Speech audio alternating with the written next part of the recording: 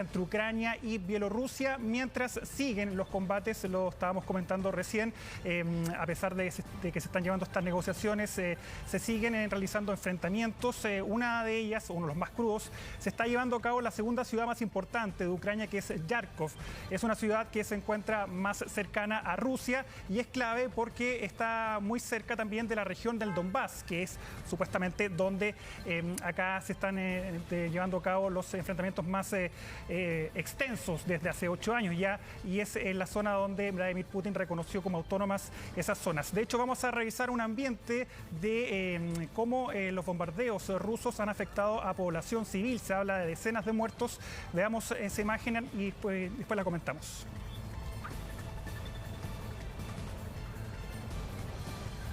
Esa es la imagen.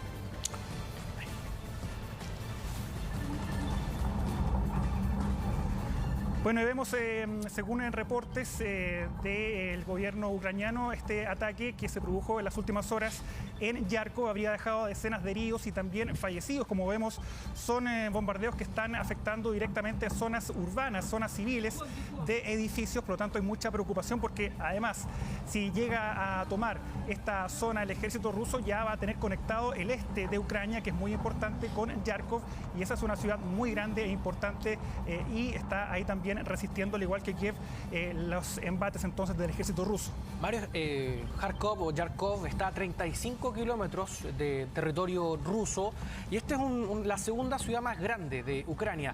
Acá hay una particularidad: durante el fin de semana, los primeros días de la invasión rusa, fue tomada por las tropas de ese país, por las tropas rusas. Sin embargo, se logró recuperar por las tropas ucranianas el control de esta ciudad. Por lo tanto, claro, es sorprendente lo que está ocurriendo esta jornada nuevamente con este ataque, este bombardeo que ocurre específicamente en una zona residencial. Había también, a través de redes sociales incluso, se comentaba, porque recordemos que en un inicio desde el Kremlin señalaban que los objetivos eran aeropuertos, bases militares, pero esto viene a reflejar que estos ataques no solamente han ido con esa dirección, sino también en poblaciones, en zonas residenciales, y causando además la muerte a personas civiles. Sí, claramente esto viola el derecho internacional de un conflicto bélico, es un crimen de guerra, bombardear zonas civiles, hospitales o refugios. Así que también ha hecho la Unión Europea un llamado y una alerta respecto a estas situaciones. Daniel, quiero retomar contigo y preguntarte, porque en los análisis se ha hablado de que efectivamente la ofensiva rusa tal vez le ha salido más caro de lo que presupuestaba, sobre todo pensando en Kiev y de esa resistencia. Y hemos detallado lo que ha sido, por ejemplo, el uso de Molotov, la gente que ha decidido quedarse, no tan solo los que estaban obligados por un rango de edad, sino también otros parlamentarias, personas que también tenían su vida dedicada a otro tipo de cosas. Entonces quería preguntarte como por la sensación, ¿no?, por lo que se vive en una situación como esta por parte del pueblo ucraniano. Sí, estamos con algunas dificultades, pero tal vez sería interesante señalar algo que tú planteabas, Mario, que es a la espera ya de poder tener una información concreta de esta reunión que habría terminado, que se dio en territorio bielorruso. No se ha especificado el punto geográfico, sino más bien se entregaron ciertas puntos de referencia en cuanto a que estaba precisamente en una zona fronteriza. Fue bien hermético. Muy hermético, pero además también con esta, podríamos decir, antesala cuando el propio presidente dice que no tiene mucha expectativa, que hay que hacerlo igual, que él tiene que hacer todo lo que esté dentro de su alcance para poder efectivamente darle tranquilidad a los ucranianos, pero en un momento donde además se han producido una serie de decisiones, como por ejemplo Suiza, un país que históricamente siempre ha mantenido una neutralidad, que efectivamente ha decidido condenar lo ocurrido en Ucrania, y además también con una instancia de la Asamblea General de las Naciones Unidas precisamente debatiendo del tema. Daniel, vamos a retomar contigo. Yo te preguntaba por lo que se vive como en el sentimiento de los ucranianos en torno a lo que ha sido su respuesta. Sabemos obviamente que no es comparable la capacidad militar de Ucrania, pero esa resistencia que se ha hecho por parte de muchas personas con lo más básico en algunos casos, que son prender botellas y hacer bombas Molotov, ¿no?, donde hemos visto a familias precisamente haciendo eso y decidiendo también quedarse. Eso es otra de las cosas, de los testimonios constantes de muchos de ellos, que más allá de tener la posibilidad de salir, pensando en todas esas complejidades que aquello implica, de quedarse en Ucrania para finalmente quedarse luchando, ¿no? Sí, hay un espíritu patriótico bastante fuerte en estos días en Ucrania, eso sí, bastante claro. Y de hecho, sin duda, la primera esperanza que tenía Vladimir Putin cuando lanza este ataque tan fuerte contra Ucrania era que el país se desmoronara, vale decir, que el gobierno saliera de Kiev, que las fuerzas militares dieran un golpe, que de hecho lo dijo expresamente Vladimir Putin, que había que dar un golpe de las fuerzas militares para derrocar al que calificó como un gobierno de una banda de drogadictos y neonazis. Esas fueron las palabras que usó Putin. Recordemos que de hecho el presidente de Ucrania es judío. Sin embargo, él lo llamó de esa manera, habló de desnazificar también Ucrania, todo lo cual no tiene, la verdad, mayor sentido desde el punto de vista de lo que ocurre efectivamente en Ucrania. Y sin embargo, después de unas primeras horas de muchísima incertidumbre, de muchísima confusión, del rápido avance de las tropas rusas, poco a poco se comenzó a consolidar una resistencia muy importante. Tenemos que recordar que en Ucrania han ocurrido en los últimos años dos revoluciones que básicamente ambas lo que querían, o el objetivo de quienes se manifestaban, de quienes protestaron en las calles, fue en ambos casos alejarse de la influencia rusa y acercarse más bien a Europa. Estamos hablando de la Revolución Naranja del año 2004 y la del Maidán, que ocurrió en el año 2014. En ambas los ciudadanos se levantaron contra autoridades más bien prorrusas y mostraron una mayor cercanía entonces a un acercamiento a Occidente y a la Unión Europea. De modo que este sentimiento patriótico de Ucrania de sentirse como un país totalmente separado de Rusia, si bien hay muchos lazos históricos y culturales, por cierto, que los unen, pero como un país distinto, con su propia identidad y que también quiere construir su propio destino, no ser sencillamente un estado títere o parte del área de influencia de Rusia, ha sido muy fuerte y se ha demostrado ya de manera muy fuerte tanto en el año 2004 como en el año 2014. Entonces, ahora que la amenaza ya no es solamente una amenaza de un gobierno prorruso o de Rusia intentando tomar ciertas áreas de Ucrania, sino que es una amenaza ya al corazón de la soberanía, de la independencia, de la existencia misma de Ucrania como país, no es de sorprender que haya un espíritu y un fervor patriótico muy fuerte de quienes han decidido quedarse para luchar, que son desde personas comunes hasta autoridades, hasta, por ejemplo, ex deportistas, como el famoso ex campeón mundial de los pesos pesados, Vitaly Klitschko, quien hoy es el alcalde de Kiev, ni más ni menos, y que ha sido también uno de los líderes de la resistencia. Entonces, todos esos factores de alguna manera dan cuenta de un país que ha resistido golpes muy fuertes, ha resistido la invasión de uno de los ejércitos más poderosos del planeta, de un ejército que evidentemente no tiene comparación con el ejército ucraniano en cuanto a la cantidad de tanques que pueden desplegar, en cuanto a su poderío aéreo, no hay comparación posible. Pero, claro, aquí en este tipo de conflictos hay otros factores, entran a tallar los factores de la guerra irregular, de lo que significa, por ejemplo, poder tomar una ciudad como Kiev, que claro, es algo que en términos estrictamente militares Rusia podría hacer, podría aplastar una ciudad como Kiev si usara toda la fuerza militar, pero eso tendría un costo a nivel humano que probablemente el gobierno ruso no puede soportar. Y además es muy interesante ver cómo las consecuencias que está teniendo para Rusia su acción en términos de convertirse en un paria internacional, fue la palabra que utilizó el presidente de Estados Unidos, Joe Biden, después de la invasión, son cada vez mayores. Hoy día tuvimos, por ejemplo, un derrumbe de la moneda rusa, el rublo, que fue de cerca del 25%. En esta crisis desde principio de año, el rublo ya ha perdido cerca de la mitad de su valor. Imaginen lo que significa para una economía que prácticamente en un par de semanas su moneda valga la mitad de lo que valía unas semanas antes. Hoy la bolsa de Moscú ni siquiera pudo operar porque se preveía que las caídas podían ser tan fuertes que se mantuvo cerrada. O sea, las medidas también económicas, financieras, cada vez mayores que se van tomando contra Rusia, también sin duda tienen que estar siendo parte. Tenemos ahí una dificultad con la comunicación con Daniel Matamala, ya vamos a retomar ese contacto.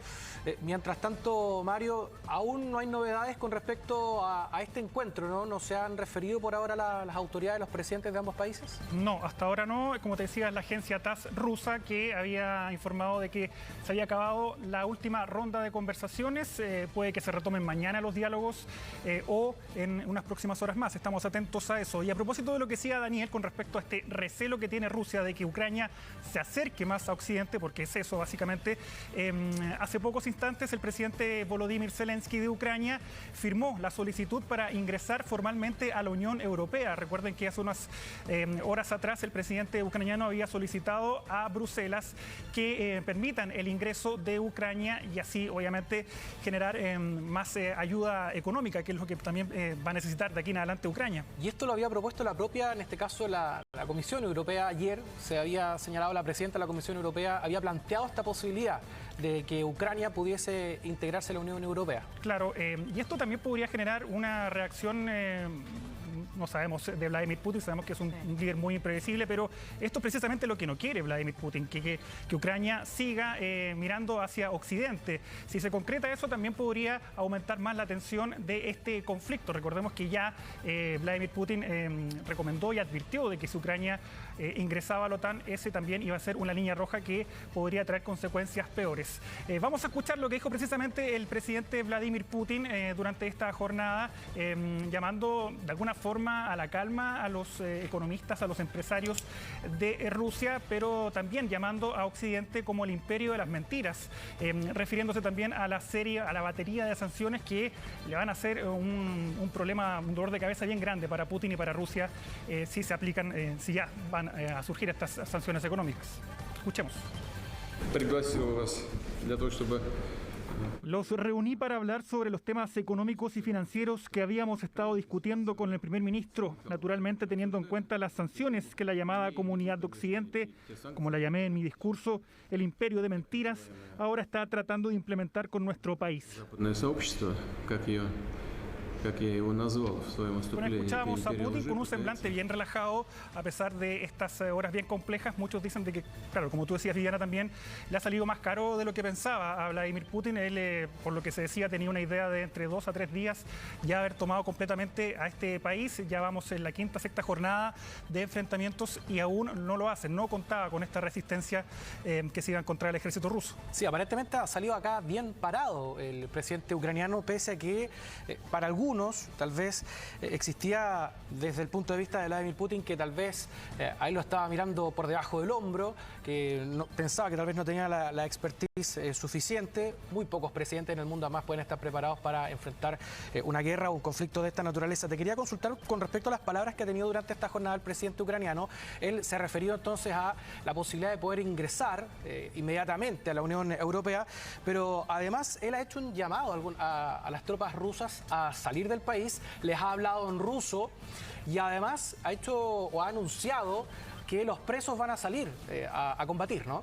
Claro, son parte de los llamados que ha hecho el presidente Zelensky, mientras escuchamos y tomamos contacto nuevamente con Daniel Matamala, porque nuevamente están sonando las sirenas, Daniel. Sí, nuevamente están sonando las sirenas bastante fuerte y queremos ver hacia dónde se acerca la gente. Entendemos que nuevamente es un simulacro. Vemos que las personas se están acercando hasta este lugar, que es una especie de centro comercial, pero aquí suena el sonido de las sirenas y las personas entonces se quedan aquí esperando, se quedan todos aquí esperando en este lugar. Al parecer esta es la instrucción, a ver si podemos ver cuál es el panorama. La gente se queda aquí, la gente se queda aquí, la gente se queda aquí de pie esperando. Se reunieron todos en torno a este lugar, que es donde se escucha la sirena. Voy a alejar un poco para que me escuchen a mí, porque el ruido es bastante fuerte. Entonces las personas han llegado hasta aquí, al lugar donde está el ruido de la sirena, se quedan en este sector. Daniel. Sí, estamos con... Sí, ahí ya perdimos un poco la comunicación, al menos no se escucha. Acá hay una iglesia. Sí. Y ese es el lugar entonces en donde al parecer se produce la presencia de las personas. Sí, Daniel, claro, se escucha principalmente la sirena, pero no podemos dejar de, obviamente, sentir la situación en vivo que estás en este momento registrando. Si bien se trata de un simulacro, pero en un país que está en una situación tan compleja como es enfrentar esta guerra y ver que ahí hay una cierta templanza de muchos de ellos. Y veo ahí que hay algunas luces de una especie de comercio, ¿no? Sí. Que sabemos que otra de las problemáticas que se está viviendo en gran parte de Ucrania es la escasez, ¿no? La falta de elementos básicos, mientras siguen estas sirenas también en punto donde de alguna manera se prepara a una población para lo que podrían vivir, ¿no? Y además, Mario, si tú me corriges si estoy equivocado, se había levantado el toque de queda. Este claramente es el lugar de encuentro. Sí. Ahí termina solo la sirena y viene el anuncio. Y el anuncio al parecer que termina el simulacro, ¿no? Ahí está, y la gente por lo tanto que se ha reunido acá, este es el lugar claramente de encuentro, ahora ya entendemos más o menos cuál es el procedimiento. Ya las personas se comienzan a retirar una vez que se les dice que ha dejado de sonar la sirena. Hemos tenido hay una persona militar que me está diciendo en este momento que... ¿Daniel? Me ha tomado el brazo un militar en este momento y bueno, nos vamos a alejar de aquí. ¿Estás con un militar? Había un... nos habían advertido que era complicado grabar en la ciudad, nos lo dijeron cuando llegaron, y en ese momento, cuando estábamos hablando, me tomó un militar del brazo y me tiró hacia el lado, digamos. Me dijo dos cosas, no entendí lo que me decía, pero claramente era que no estuviera grabando en ese momento. Así que nos vamos a alejar del lugar para evitar mayores problemas. Claro, seguramente obedece también a temas de seguridad, efectivamente, ¿no? Un centro comercial. Sí, era un centro comercial y ese era el lugar, por lo tanto, de donde estaba sonando la sirena, donde estaba el sonido de la sirena. Entonces la gente se acerca a ese lugar, se queda ahí mientras la sirena está sonando y luego hay una voz que les dice, me imagino, que ha terminado el simulacro y que por lo tanto ya pueden empezar a moverse y la gente entonces vuelve a dispersarse. Sí, Daniel, lo que podíamos registrar Son ahí dos en simulacros vivo... lo hemos visto en muy poquito rato. Sí, en muy poco rato, pero vemos que hay una cierta, entendiendo el contexto, para ser bien precisos, ¿no? Pero una respuesta con una cierta cautela, ¿no? Porque las primeras sirenas que escuchábamos, imágenes seguramente donde había mucha incertidumbre, prácticamente la gente corría, ¿no? Estaba esa sensación de resguardo, pero acá hay cierta preparación o de alguna forma una cierta tranquilidad para poder enfrentar algo que puede suceder, ¿no? Que eso es lo complicado de lo que se está viviendo en Ucrania. Claro, ahí claramente las personas que estaban ya en ese lugar entendían perfectamente cuál era el procedimiento, ¿no? Que si estaban cerca de un lugar tenían que acercarse a donde estaba sonando esa sirena. La sirena estaba sonando ahí precisamente, en esa entrada de ese... una especie de pequeño supermercado, y allí la gente entonces se quedaba esperando entonces que pasara el momento y luego se volvían a mover. Ese era el procedimiento. No lo entendimos muy bien la primera vez porque no entendíamos dónde estaba la sirena. Ahora ya entendemos que claramente se trata de un nuevo simulacro y que la instrucción para la gente es reunirse en el lugar donde esté sonando esa sirena, que se considera, me imagino, un lugar más seguro de resguardo para el caso de un ataque. Pero claro, ustedes ven que esta es una ciudad que está evidentemente con su vida cotidiana alterada. Las personas están permanentemente pendientes de lo que está ocurriendo. Es muy difícil hablar aquí porque lamentablemente este es un lugar donde hay muy poca gente que se comunique en inglés. Nosotros lamentablemente no sabemos hablar ucraniano y todavía no tenemos un traductor que nos ayude algo más porque nos gustaría también poder conversar más con las personas. Hago esa aclaración de por qué no nos acercamos mucho a conversar con las personas. Y además, como ustedes vieron en vivo, también está esta preocupación de que claramente es un país en guerra, las fuerzas militares están en estado de tensión y ya nos habían advertido que podía ser complicado grabar o transmitir porque podían algunos militares de alguna manera sentir que no era correcto lo que se estaba haciendo. En este caso nos sacaron, digamos, del lugar un personal militar que estaba precisamente resguardando allí también el tema de la presencia de la gente ante este simulacro.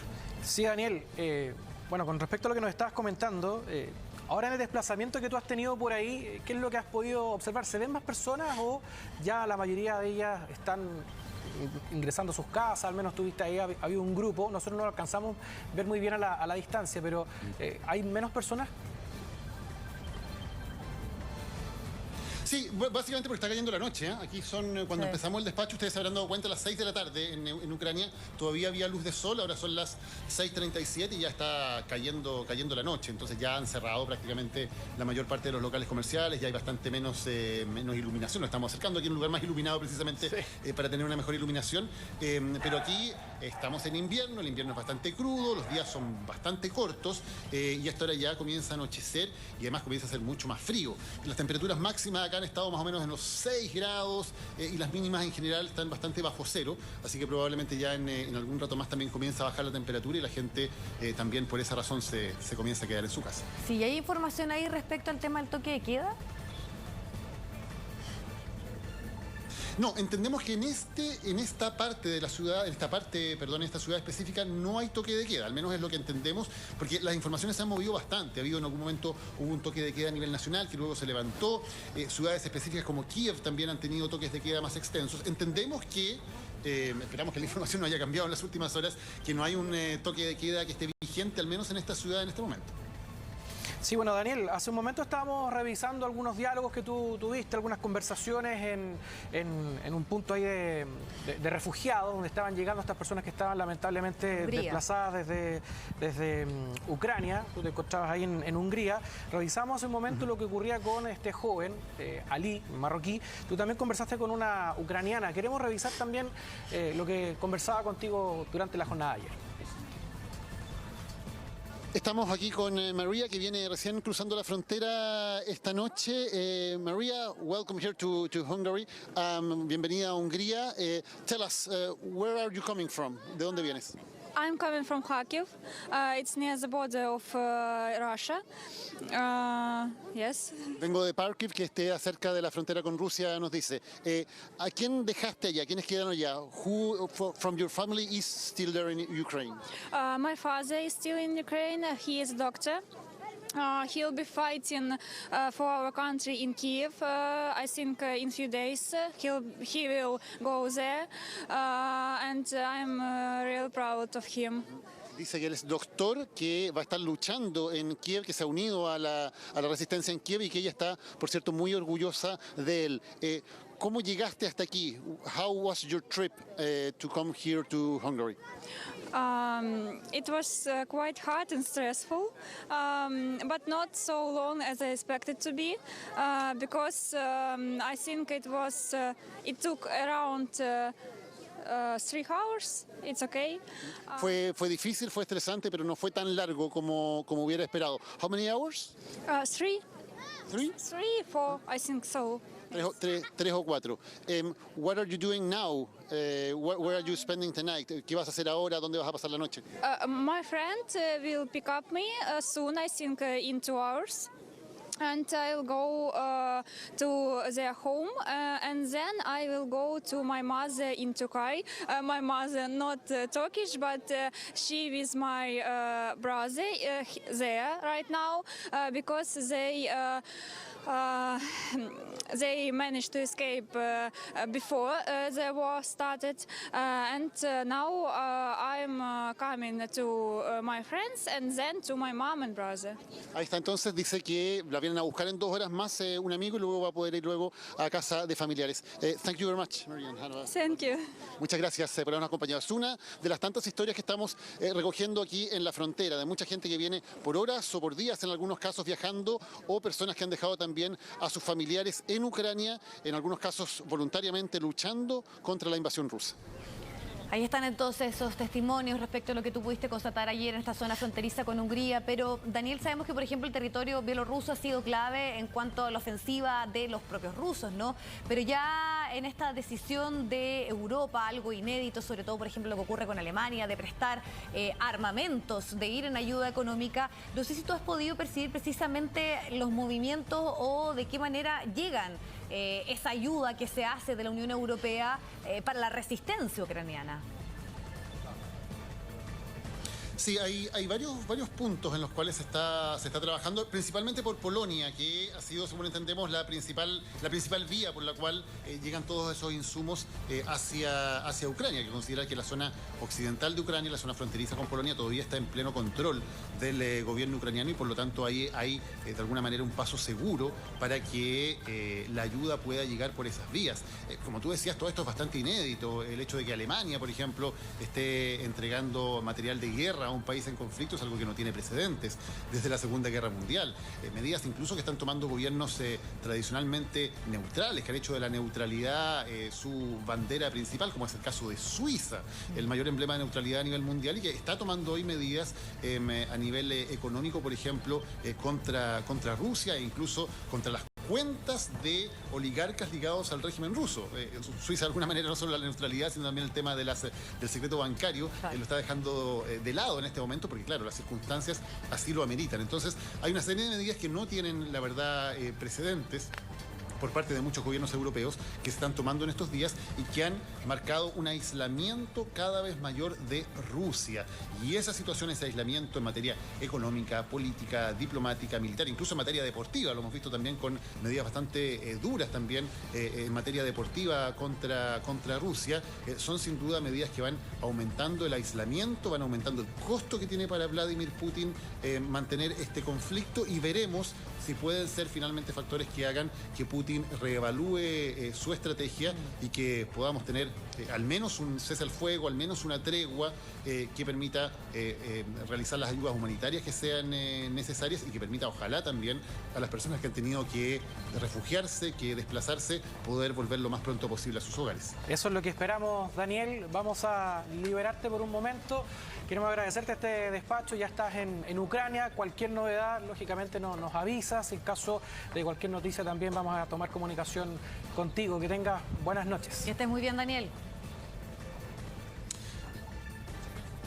Ahí estaba, contacto en directo, Daniel ¿no? Con la desde Ucrania. sirena sonando. Simulacro, sí, aparentemente. Simulacro, pero obviamente mostrando lo que se vive a diario, cada instante en Ucrania, y pensando ahí también lo que señalaba Daniel Matamala, las decisiones que se han tomado en el ámbito deportivo. La FIFA expulsa a Rusia de sus competiciones internacionales y no va a poder disputar, por ejemplo, el Mundial, y son parte entonces de las decisiones que se toman y que van dejando aislados, sobre todo al gobierno de Vladimir Putin. Y por ejemplo, también el Comité Olímpico Internacional recomienda excluir a los atletas rusos y bielorrusos. Piensa tú en lo que fue la Unión Soviética, eran, podríamos decir ahí, entidades también donde se mostraba el poderío de estas dos lógicas que tenía el mundo. Así que también en las competencias en el ámbito del deporte hay implicaciones.